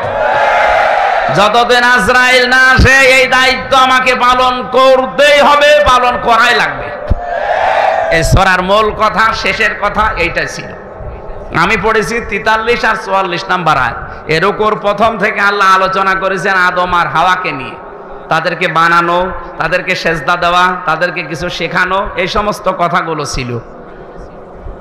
আল্লামা আদম আল আসমা কুল্লাহা সুম্মা আরাদাহুম, এই আয়াতের ব্যাখ্যায় আমরা অনেকেই মনে করি আদম এবং হাওয়াকে মহান আল্লাহ পাক শুধু নাম শিখিয়েছিলেন আদমকে, এই কচু, আলু, পটল, ঝিঙ্গা না।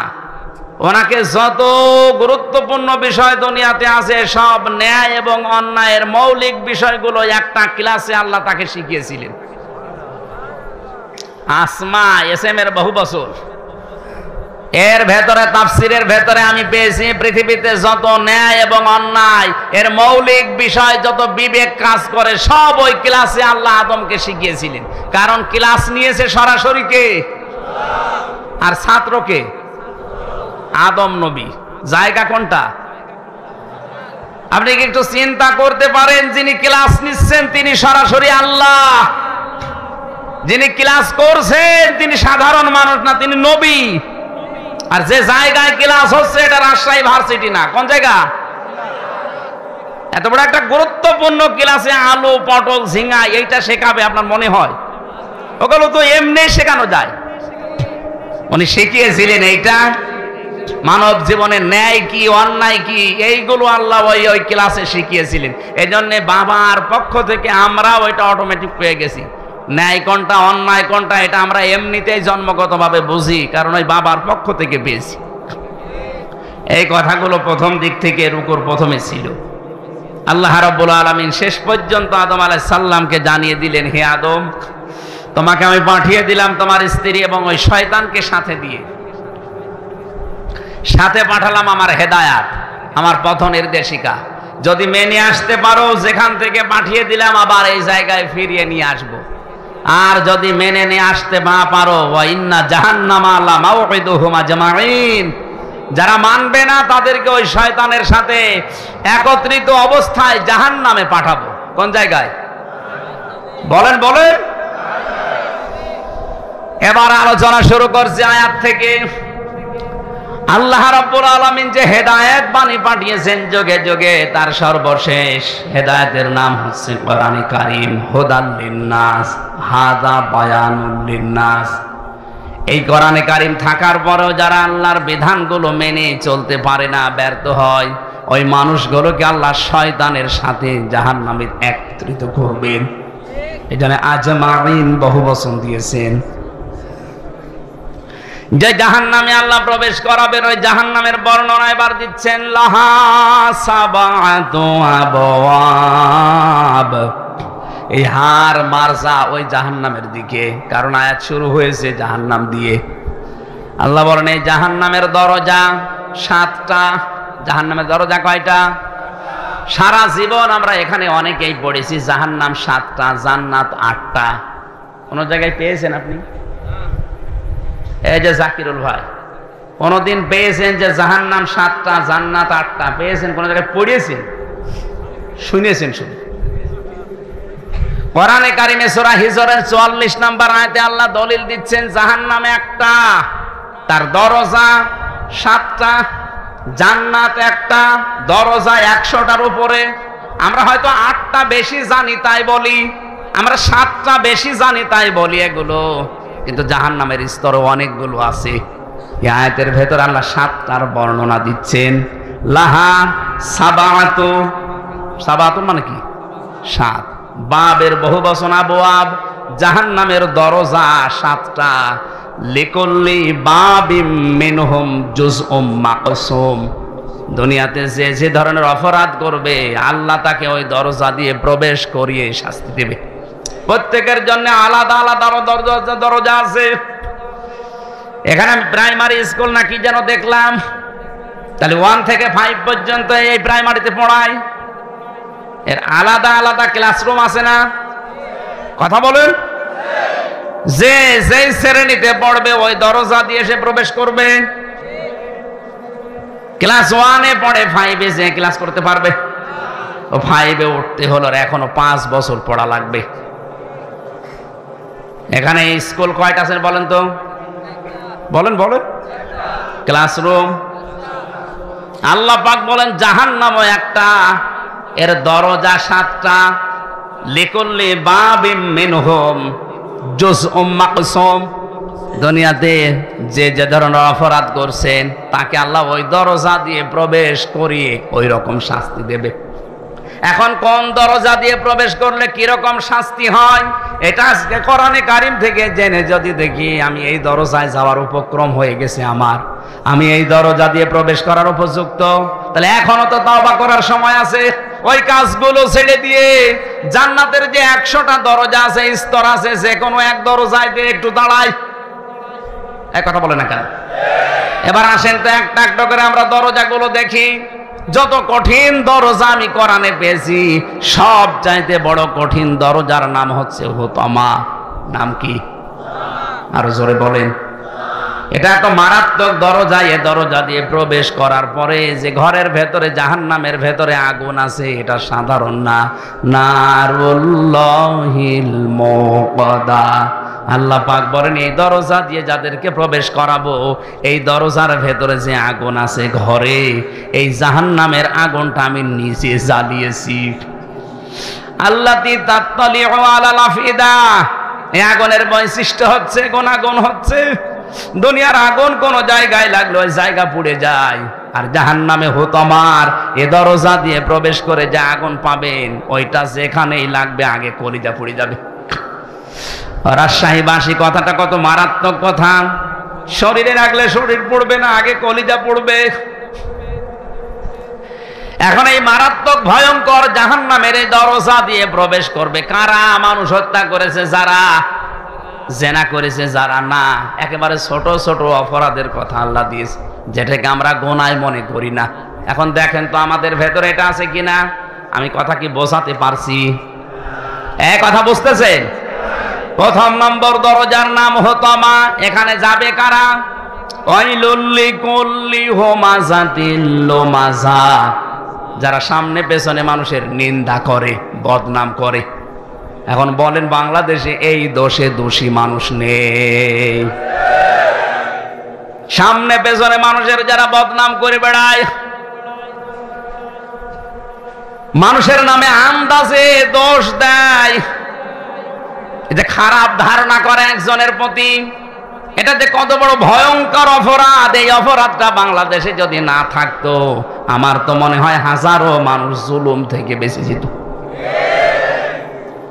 আমার জীবনে যে 3টা বছর কেটে গেল জেলখানায়, আমারও তো ধারণার উপরে কিচ্ছু জানি না ও বিষয়ে, আন্দাজে বলছে তুমি এটা করতে পারো, তোমার কথা শুনে এরকম করেছে, এই ধারণা করে আমারে আপনি খাটালেন, অথচ আমি কিছুই জানি না ও বিষয়ে। শুধু আমি একা না, হাজারো মানুষ আজ এই ধারণার বশবর্তী হয়ে মিথ্যা অভিযোগে অভিযুক্ত হয়ে অনেকেই বিভিন্ন জেলখানায় আছে। জমি জায়গা নিয়ে মারামারি ছিল, গন্ডগোল ছিল, এখন আর পেরে উঠছে না, করবে কি? 4 বছরের নাতি দিয়ে এর নামে ধর্ষণের মামলা দিয়ে জেল খাটাচ্ছে 7 বছর। আপনার বিশ্বাস না হলে আপনি রাজশাহী চলেন,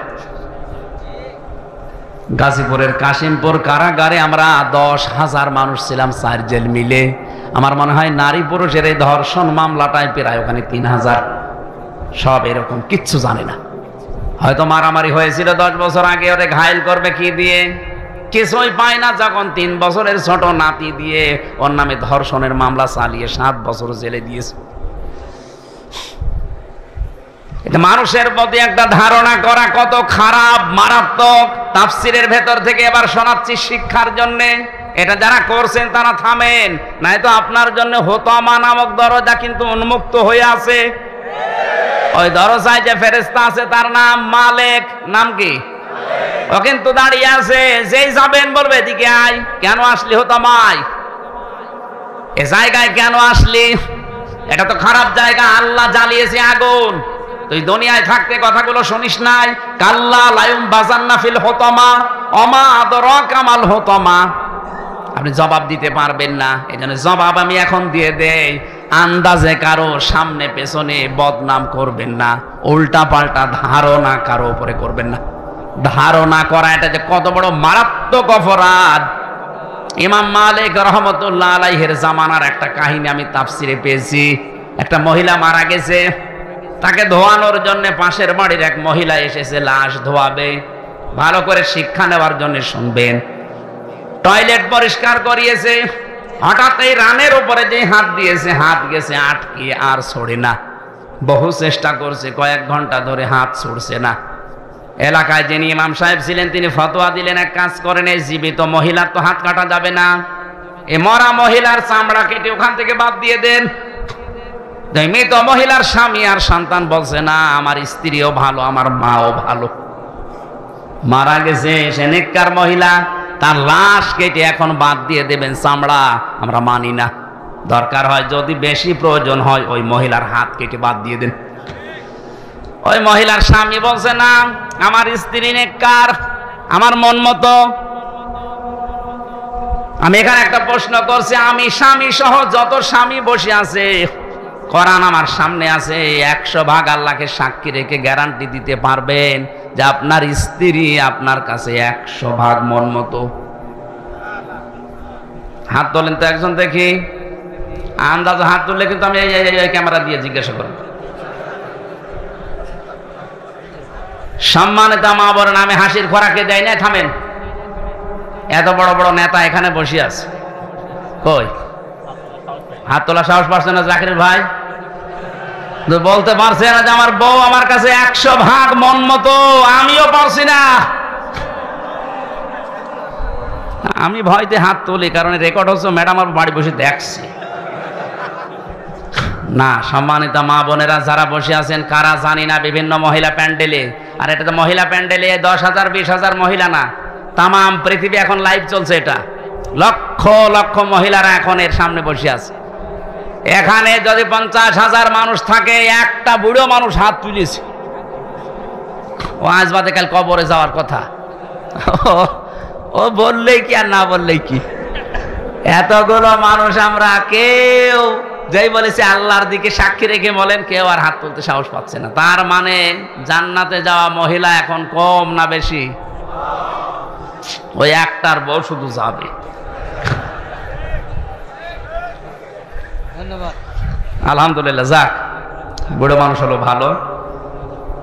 আপনার বউর জন্য আমরা দোয়া করব। আপনি হাসতেছেন, বলেন তো একটা মানুষ বাদ দিয়ে কেউ সাহস পাইল না? এ লোকটা যখন বলেছে আমার বউ আমার মন মতো, আমি হাত কাটতে দেব না, আমি তো এসেছিলাম উপকার করার জন্য, আর এখন আমার এই বিপদে ফেল। তখন বলছে ঠিক আছে এভাবে থাকো, পোশাক পায়খানা তো প্রয়োজন হয়েছে এই মহিলার, কিন্তু হাত তো ছড়ে না, কি করবে? শেষে ওই দেশের প্রধান বিচারপতি ছিলেন ইমাম মালিক রহমতুল্লাহ আলাইহি, মদিনায় তিনি বাস করেন। ঘোড়ায় নিয়ে তাকিয়ে ঘোড়ায় চড়িয়ে নিয়ে আসা হচ্ছে। এই মহিলার কাছে পর্দা দিয়ে ঘিরে দিয়ে প্রশ্ন করছে ইমাম মালিক, হে আল্লাহর বান্দি, কি কি হয়েছে সঠিকভাবে বলবা, মিথ্যা কথার আশ্রয় নিলে কিন্তু আমি ধরে ফেলবো। ঘোড়া থেকে প্রথম থেকে একটা একটা করে বলছে আমি এই করেছিলাম, আমি তো আপন মনে এসে লাশ ধোয়ানোর জন্য প্রসাব পায়খানা পরিষ্কার করিয়ে শুধু রানের উপরে হাত দিয়েছি, আর হাতটা আটকিয়ে গেছে। ইমাম মালিক বলছে না, আমার একটা কথা কেমন যেন ছাড় ছাড় মনে হচ্ছে। আর একটা কথা এর ভেতরে আছে গোপন, সত্যি করে বলো কি? আমার কাছে কিন্তু কোরআন আর হাদিসের রাডার আছে, আমি ধরে ফেলবো।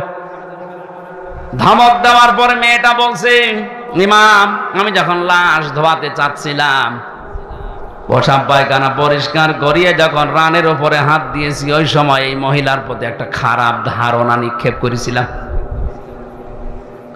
ওকে মনে মনে বলেছিলাম, কাউকে আমি শোনাইনি, মনে মনে আমি বলেছিলাম তুমি তো উপরে ফিটফাট, কিন্তু ভেতরে তোমার তো সদরঘাট।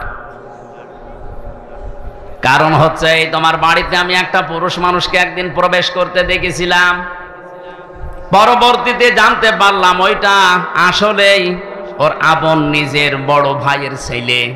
বলেন তো ভাইয়ের ছেলে ওই মেয়েটার সম্পর্কে কি হয়? ফুফু। কি হয়? ফুফু বোঝেন?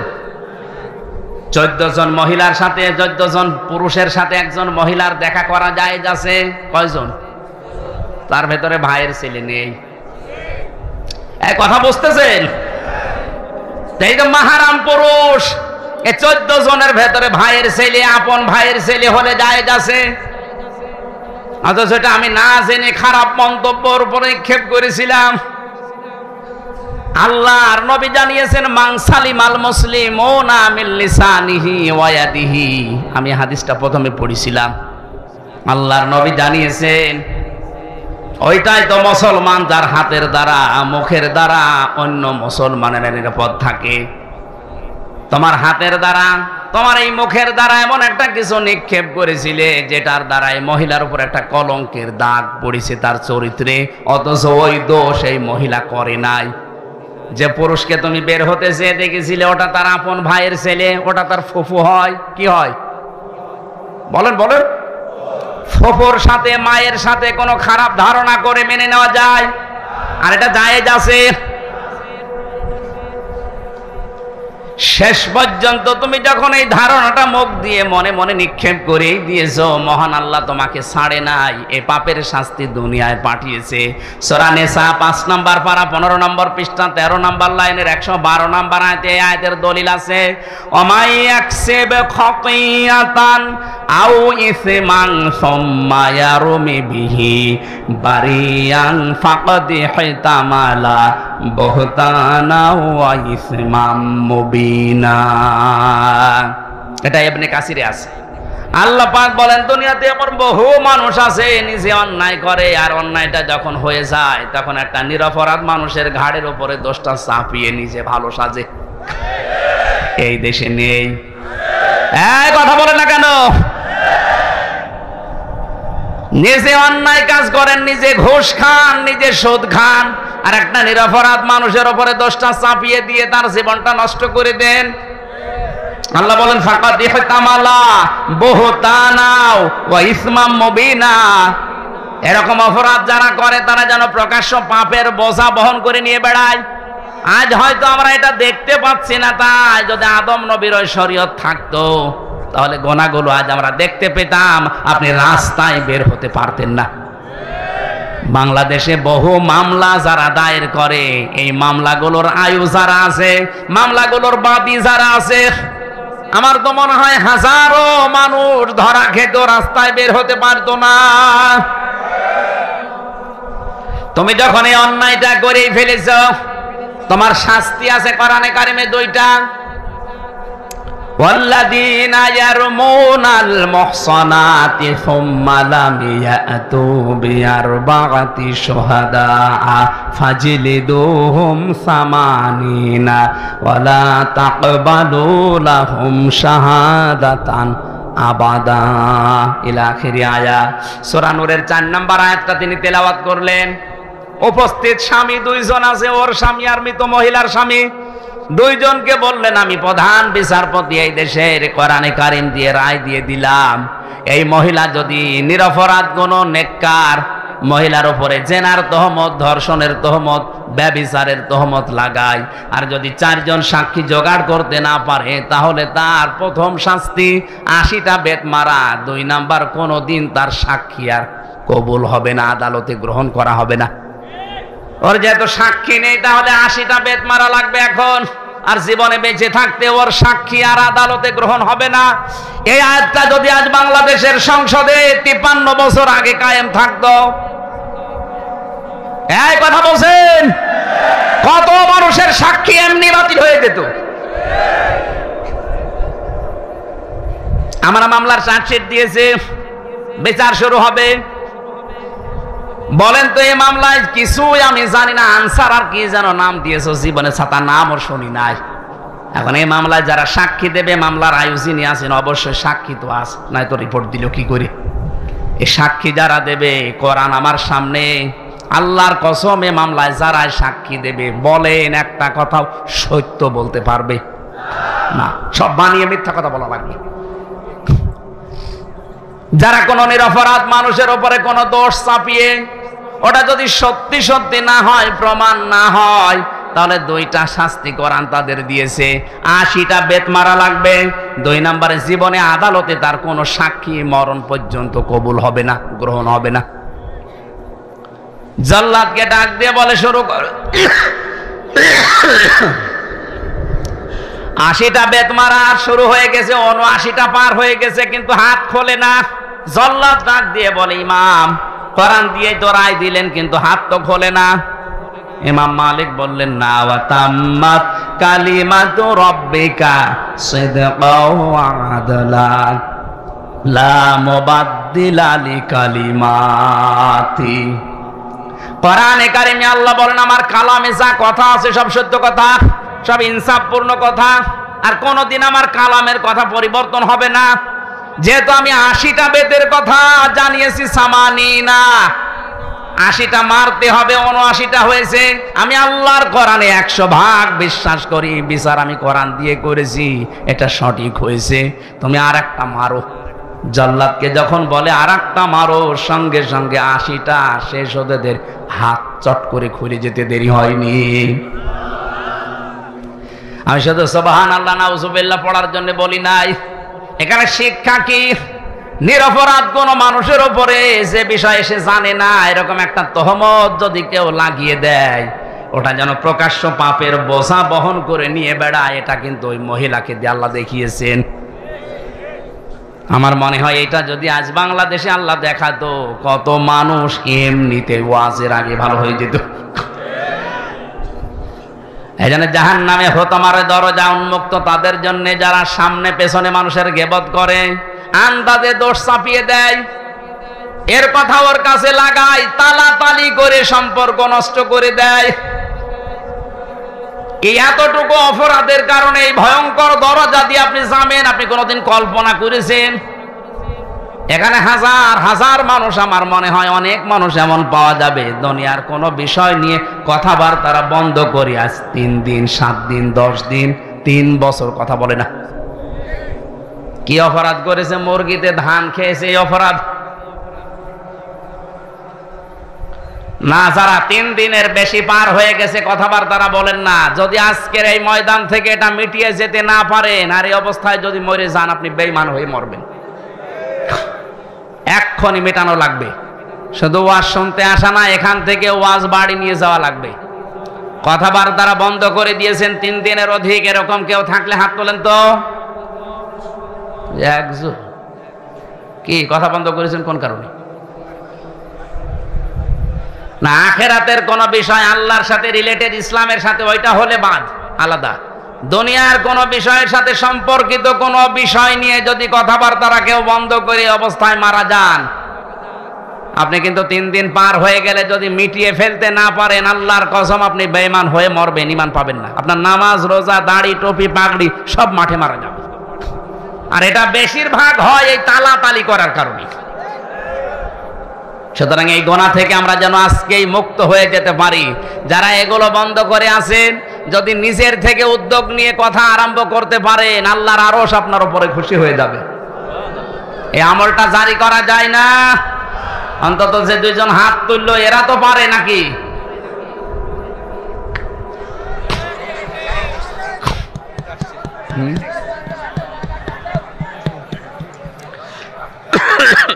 গরমে তো কথা বলা কঠিন হয়ে যাচ্ছে।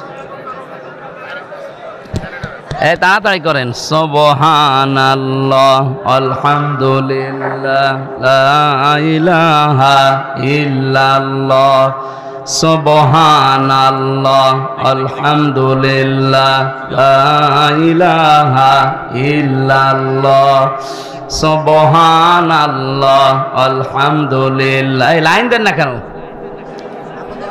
তাড়াতাড়ি দেন। সুবহানাল্লাহ, আলহামদুলিল্লাহ, লা ইলাহা ইল্লাল্লাহ, লা ইলাহা ইল্লাল্লাহ, মুহাম্মাদুর রাসূলুল্লাহ। সম্মানিত ভাইরা, গরমে যে অবস্থা, আপনারা বসে আছেন, ধন্যবাদ আপনাদেরকে। এখন প্রায় রাত 12টা বেজে যাচ্ছে, তাহাজ্জুদের সময় হয়ে যাচ্ছে। আর 7টা যে বিষয় ছিল এর ভেতরে একটা একটা করে বলতে গেলে ফজর হয়ে যাবে। আমরা যতটুকু শুনেছি, এই গোনা থেকে অন্তত আমরা যেন আজকেই নিজেকে মুক্ত রাখতে পারি। 2 নম্বর অপরাধ হচ্ছে আয়াতের পরে আল্লাযী জামা মাল ওয়া আদ্দাদা, যারা মাল সম্পদ জমা করে আর বারবার হিসাব করে। ইয়াহসাবু আন্না মালাহু আখলাদা, ও মনে করে চিরস্থায়ীভাবে আমার কাছে থাকবে। এই সমস্ত অপরাধী মানুষগুলো হতমা নামক দরজা দিয়ে প্রবেশ করবে আল্লাহর চালানো আগুনের ভেতরে। আল্লাহ আমাদের হেফাজত করুন, আমিন। আমি পারিবারিক জীবনে দাম্পত্য কলহ এবং তার সমাধান নিয়ে জেলখানায় বসে 2টা বই লিখেছিলাম। বিশেষ করে যে এইটা পুরুষের জন্য একটা, মহিলার জন্য একটা, পরিবারে কেন অশান্তি হয় এবং এটা মেটানোর 17টা পদ্ধতি আছে। এটা অ্যাপ্লাই করবেন আপনার মেয়েকে, আপনার বউকে, আপনার বোনকে, মাকে দিয়ে। এটা অবশ্যই নিয়ে যাবেন গাড়িতে বা স্টেজে আছে, এটা মোনাজাতের পরে নিয়ে ওদেরকে উপহার দেবেন, আমিন। আজকে কালকে আসর থেকে মাগরিব পর্যন্ত 7 প্রকার মানুষকে আল্লাহ ঘৃণা করেন, 27 প্রকার মানুষকে ঘৃণা করেন। আমি সামারাইজ করে 7 প্রকার বানিয়েছি কোরআন দিয়ে। এটা কালকে রাজশাহী বাগমারাতে বলা হবে। কোন জায়গায় যেন? হ্যাঁ,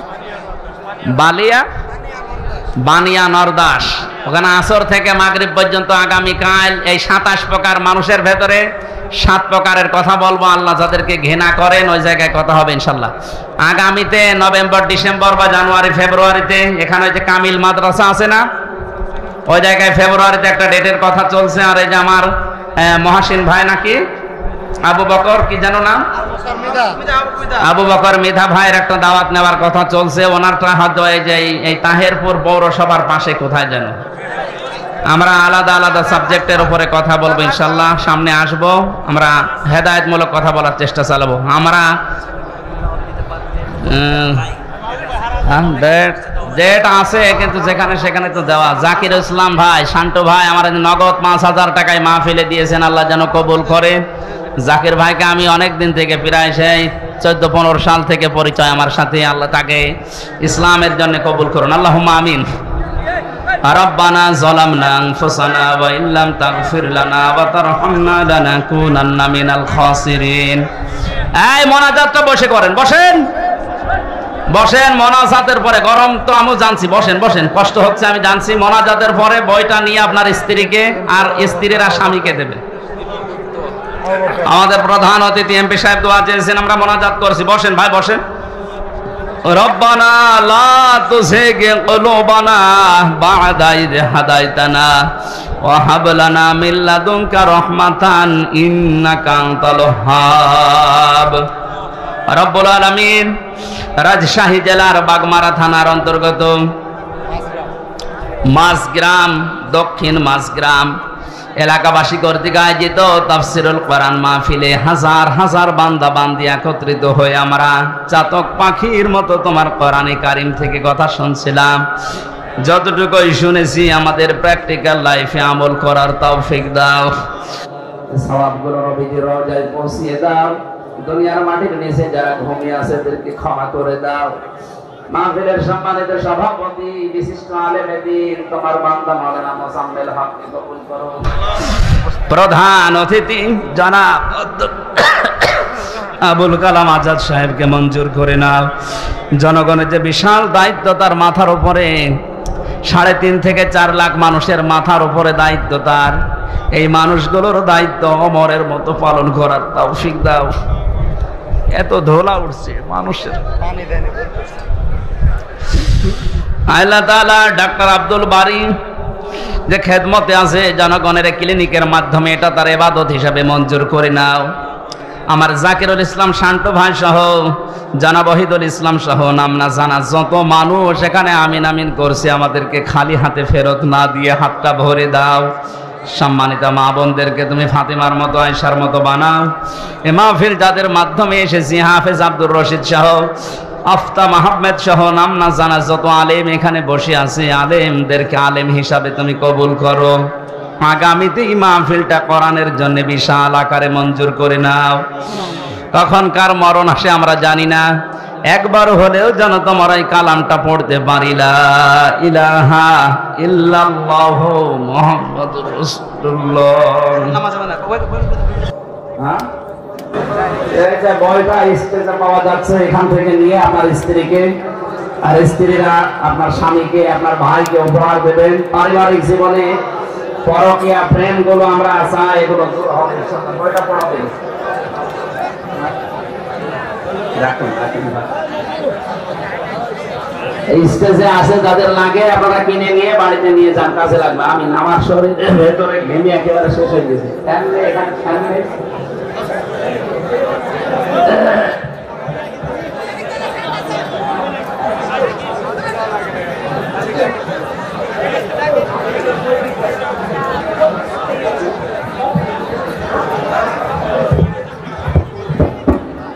সম্মানিত মুসল্লিগণ, আপনারা অত্যন্ত ধৈর্য সহকারে আজকের এই তাফসীর মাহফিল কবুল করলেন, এজন্য আমাদের পক্ষ থেকে কৃতজ্ঞতা জানাচ্ছি।